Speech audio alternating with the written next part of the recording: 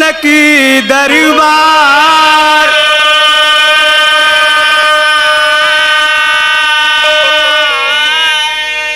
देखली चले फुलवारी को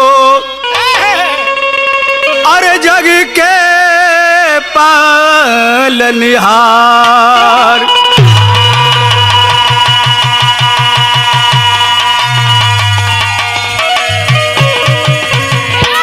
भैल का भेंट हो गई भगवान से और माई जानकी से। जानकी जी चलल बानी वही बगिया में माई गौरा का पूजा करे बदे नैना चार भैल बा। भैल का कवि जी के लिखक पड़ल कैसे भैया। अरे बरसे रे नयनावा पंकज कली।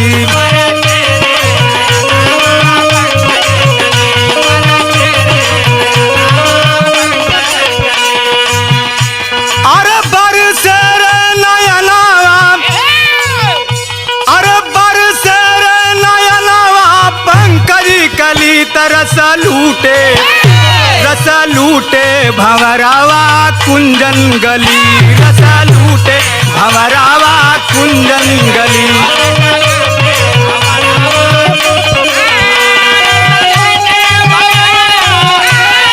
जिया भैया जिया।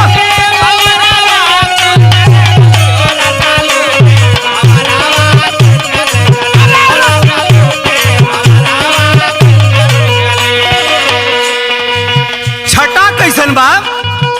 अरे नाजुक बदन तन धनुधारी धीरा। और देखत सिया कमन भइल अधीरा।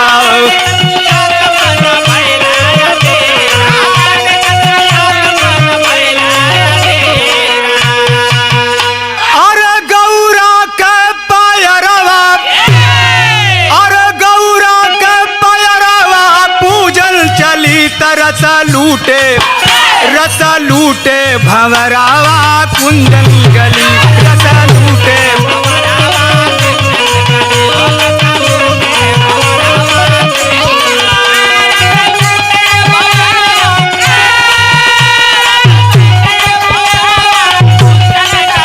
जिया भैया।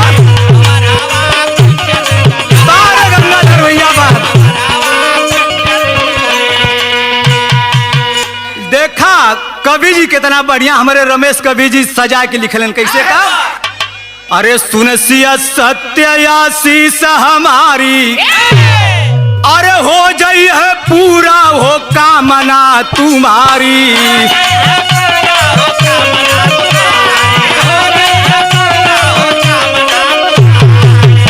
अरे तोहरे अचरवा, अरे तोहरे अचरवा पूनम निकली। तरस लूटे भंवरावा कुंजन गली। रस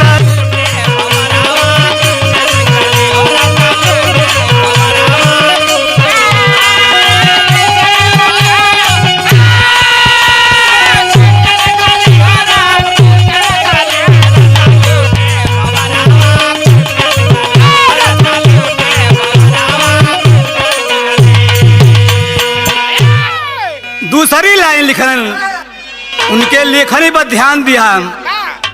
अरे जय गिरिवरी, अरे जय गिरिवरी जय राज किशोरी।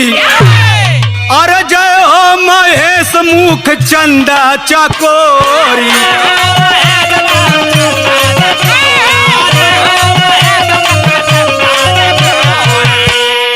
अरे सिया के अचरवा, अरे सिया के अचरवा पूनम निकली। तरस लूटे भंवरावा कुंजन गली। रस लूटे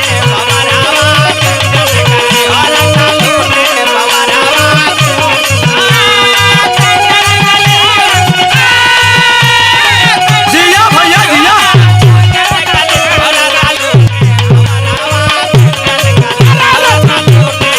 बारस बात भैया।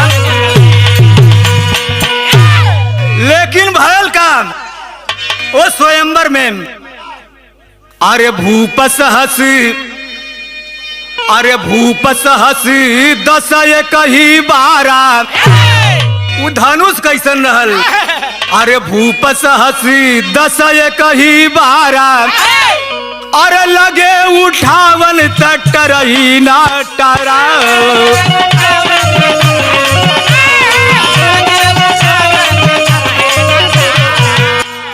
अरसिया के कजरावा अरसिया के कजरावा नैन ढली तरस लूटे भंवरावा कुंदन गली रस लूटे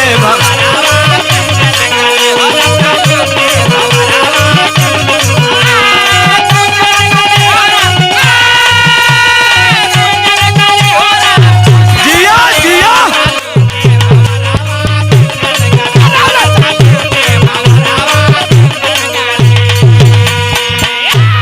लेकिन जहां दुनिया का मालिक स्वयं अवतार ले ले हुए सगरी लीला तो उन्हीं कहा। उनके लिए का संभव और का असंभव है। राम हरे भार उठा दिए हैं धनुषा अरे राजा जनक के पूरा दियल मनुषा।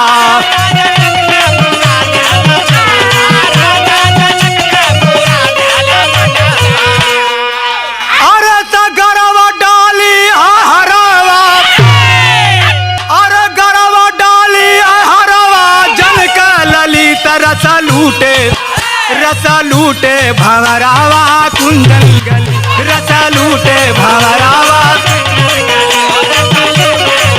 जिया भैया।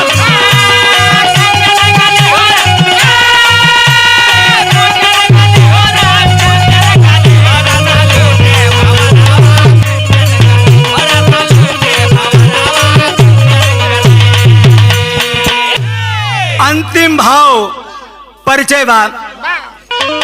अरे बिहारी गणेश रामलाल जी ज्ञानी अरे राजन नारायण नरेश बखानी।